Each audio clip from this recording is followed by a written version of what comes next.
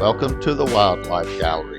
Join your host and fellow wildlife photographer, Doug Wallace, as we go in search of wildlife and wild places doing wild things to photograph. Oh, well, howdy there. How are you doing today? It is very nice to meet you. I'm Doug with the Wildlife Gallery.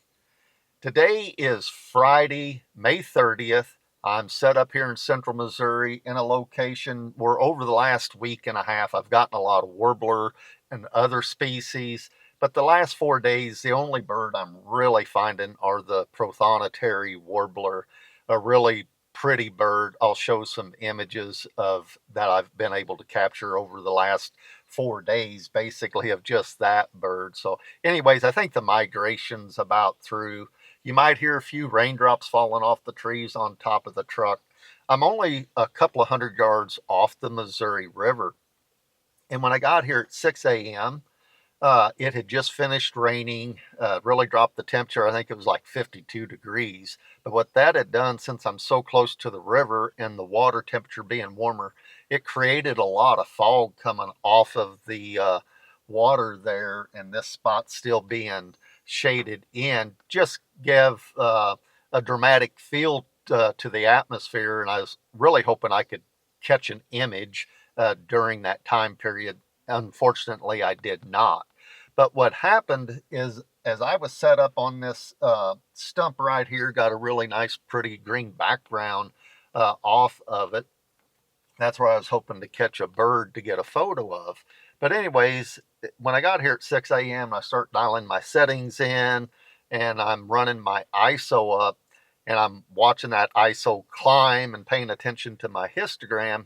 It dawned on me how important it is for us to control ISO while we're out in the field getting wildlife images, to make sure we're shooting at the lowest ISO possible, and you might even say so that we don't over ISO.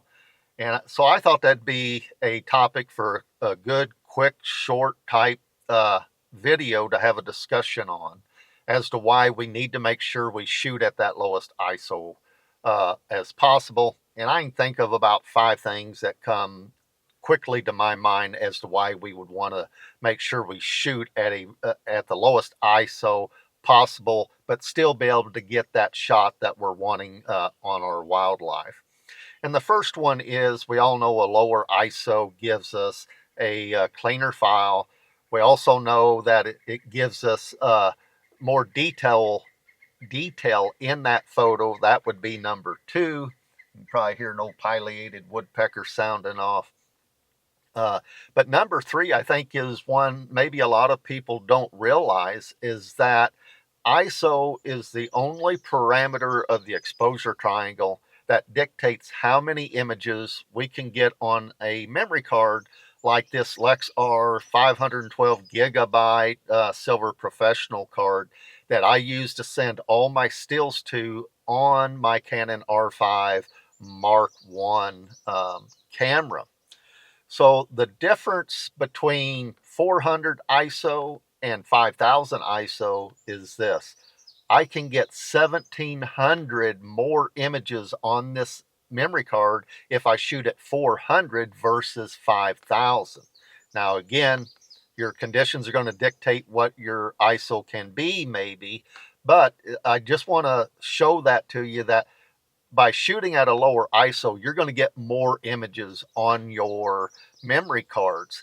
And that 1700 guys difference is basically the equivalent of a 128 gigabyte SD card that I run in the same camera as backup. So why would that be? Well, that brings us to point number 4, and that is a lower ISO produces a lower megabyte file. For instance, a 400 ISO image on my Canon R5 Mark I at 400 ISO produces a 15 megabyte less file than it does at 5000 ISO. So what it's doing, it's able to write to this memory card a whole lot quicker by shooting at a lower ISO, or by us making sure that we're shooting at the lowest ISO possible. And then number 5 If we can shoot at the lowest ISO possible, not only will your camera write faster to your memory card, it's going to clear the buffer. So number 5 is clearing the buffer to your memory card a whole lot faster by shooting at the lowest ISO possible. I hope that makes sense to everybody. Get out there, run the shutter, have fun, remember to be safe. I'm positive somebody at home would like to see you again.